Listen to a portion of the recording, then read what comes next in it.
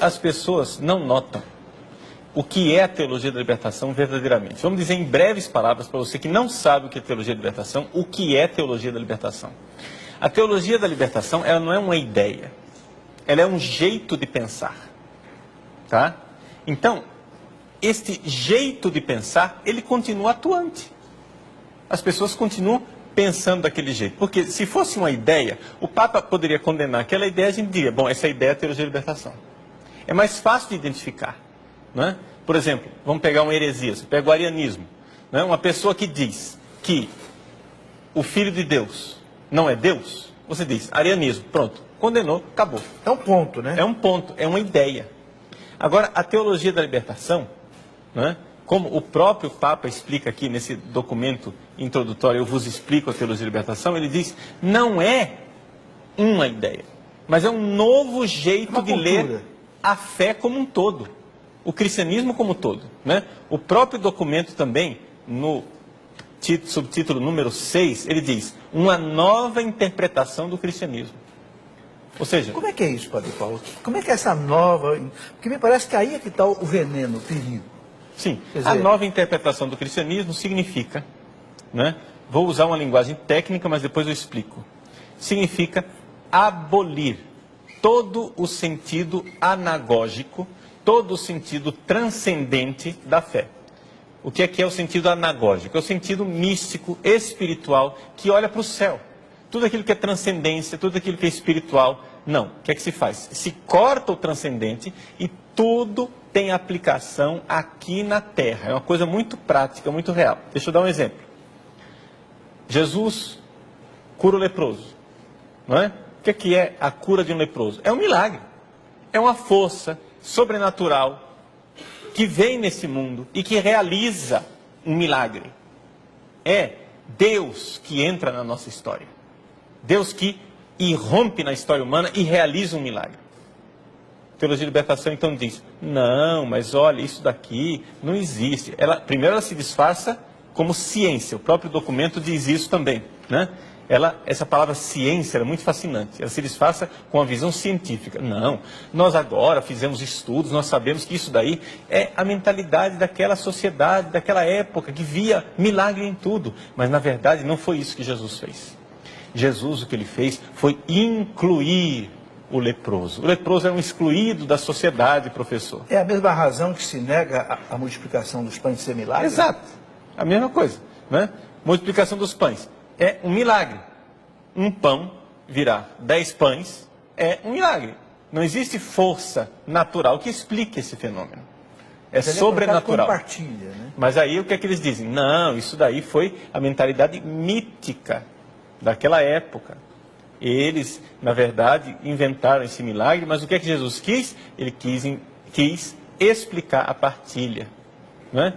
E isto chega até ao ponto radical de negar a encarnação de Jesus, a encarnação do Filho de Deus e a ressurreição de Jesus, não é?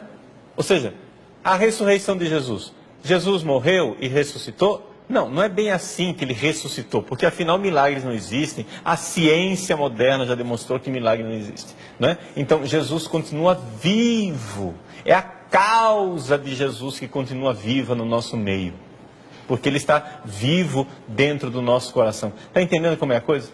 Então, a mesma coisa, por exemplo, Eucaristia.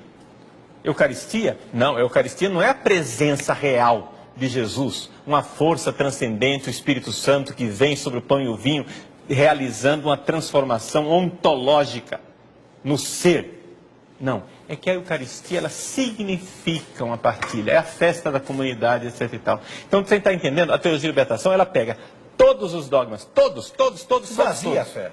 Esvazia a fé, corta a transcendência, corta aquilo que é a verdadeira fé e transforma o cristianismo como um todo num mecanismo de transformação da sociedade. Então é muito fácil você perceber, você que está em casa, não é? Você ouve homilias. Se não é na sua paróquia, se o seu padre não é da teologia da libertação na sua paróquia, graças a Deus, mas você já ouviu homilias desse tipo.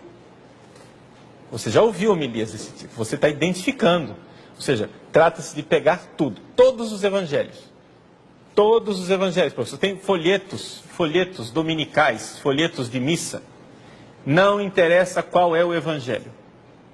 Você já pode adivinhar. Eles vão fazer uma leitura sociológica. Um dos pontos que eu noto, Padre Paulo, que é assim marcante, querem negar os exorcismos. Não houve exorcismo. Não, o demônio não é demônio, é doença. É outro ponto marcante que aparece nos comentários, até nesse livrinho da liturgia diária. Eu até já escrevi uma vez lá para Aparecida, onde é feito o livrinho, reclamando de que história é essa? De negar que houve um exorcismo. Então Jesus estava expulsando um fantasma da pessoa? Não, não é doença, não é? Sim, mas é a redução de tudo que é transcendente ao imanente. Tudo que é espiritual, sobrenatural, divino, há uma força que se explica com a natureza, aqui na Terra. Isto chama-se materialismo marxista. Tá? Então, o documento Libertatis Nuncius condena a teologia da libertação inspirada em marxismo. Aí o pessoal diz assim, tá vendo, Padre Paulo ele é opressor, ele está querendo acabar com a teologia da libertação porque existe uma teologia da libertação boa. Tem uma que é inspirada no marxismo e outra que não é inspirada no marxismo. A nossa não é inspirada no marxismo. Nós fazemos uma boa teologia da libertação. Bom, eu desafio você pode, né, mandar aqui para o programa um e-mail que você me diga um teólogo da libertação, claramente da libertação, que não seja de influência marxista.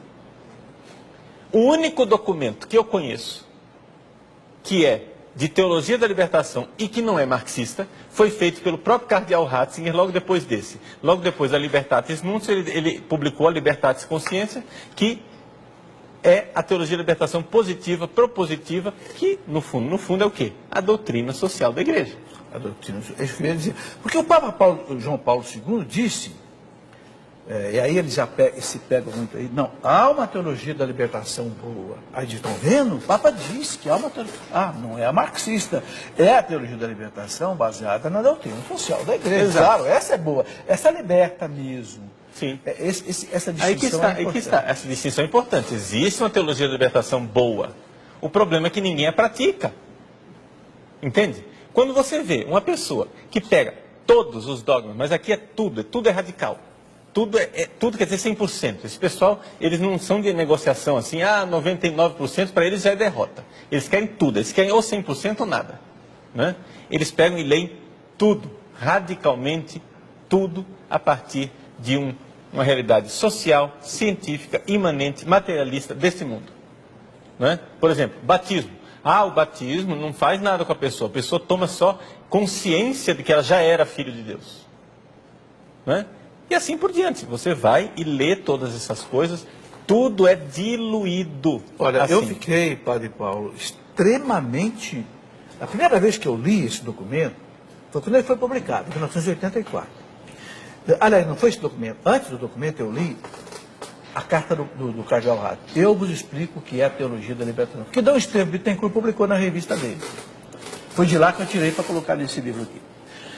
E o cardeal Ratzinger dizia assim, que a teologia da libertação, essa marxista, não é uma heresia a mais dentro da igreja, é a pior que já existiu na história da igreja.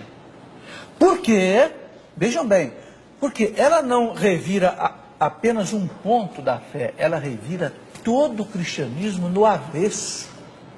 E cria um cristianismo falso, mas com nome de cristianismo. Aí engana todo mundo. Isso eu fiquei extremamente chocado quando eu li isso. Foi quando eu comecei a perceber que nós estávamos realmente diante de um grande perigo. Exato. E aqui que está o grande problema, professor. As pessoas acham que... me diga o que é essa teologia da libertação, me diga qual é a ideia dela. Não é uma ideia. É o todo do cristianismo que é relido. O todo do cristianismo. Então, o que é necessário para fazer uma boa teologia da libertação?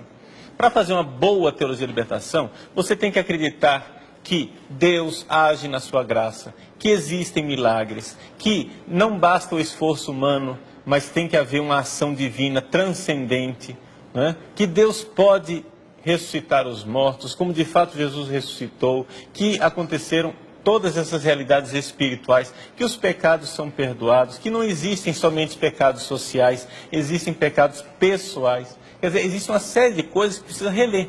Então, praticamente, para uma pessoa